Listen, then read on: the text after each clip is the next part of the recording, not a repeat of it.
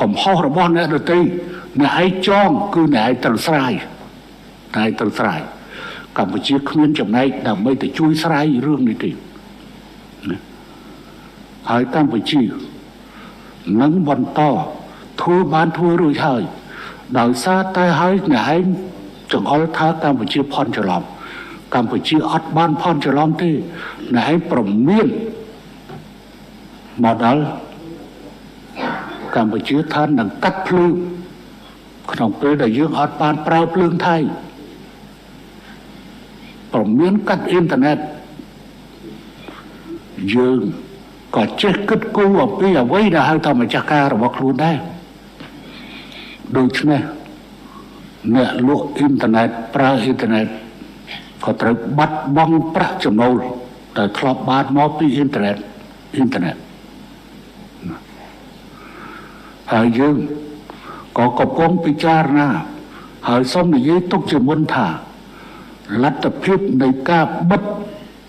មិនឲ្យនាំទំនិញថៃចូលមកប្រើប្រាស់នៅកម្ពុជាគឺជាលទ្ធភាពខ្ពស់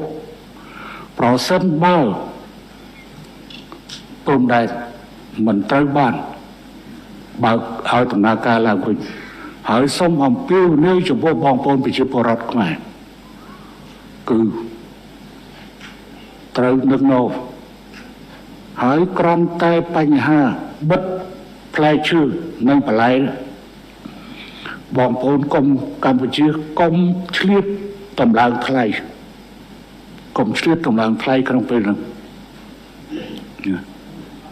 យើងត្រូវការប្រើប្រាស់ទំនិញក្នុងស្រុករបស់យើងដែលគ្មានជាតិគីមីផងមិនព្រួយបារម្ភពីរឿងជាតិគីមីទេជាតិគីមីទេ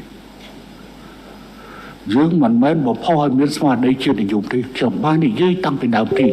ថាកុំឲ្យចំនួនវិរិយដាពីកន្លែងមួយទៅកាន់កន្លែងមួយពីវិស័យមួយទៅកាន់វិស័យមួយទៀត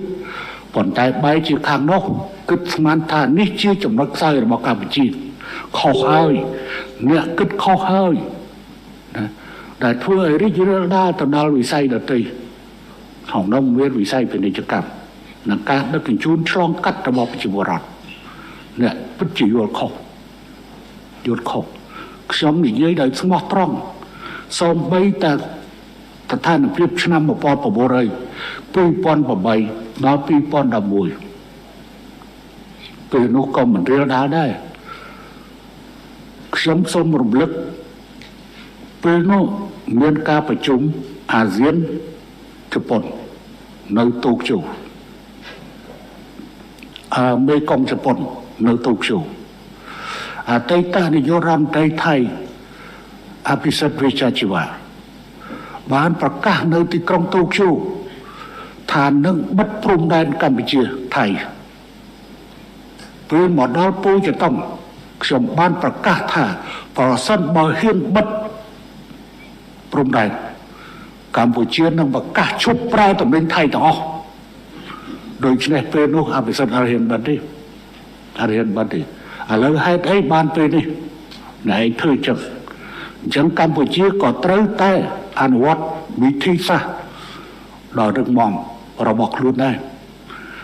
យើងត្រូវជំនួសដោយផលិតផលក្នុងស្រុករបស់យើងដែលផលិតបានហើយយើងត្រូវប្រើនៅទំនិញពីប្រទេសផ្សេងក្រៅពីប្រទេសថៃហើយសារនេះយើងបានបញ្ជូនចេញពីមុនហើយក៏ប៉ុន្តែយើងសូមបញ្ជាក់ឡើងវិញទាំងអស់រាជរដ្ឋាភិបាលបានត្រៀមខ្លួនហើយដើម្បីធ្វើកិច្ចការទាំងឡាយហើយកាត់បន្ថយទាំងអស់នៃការពឹងពាក់ពីសំណាក់ថៃ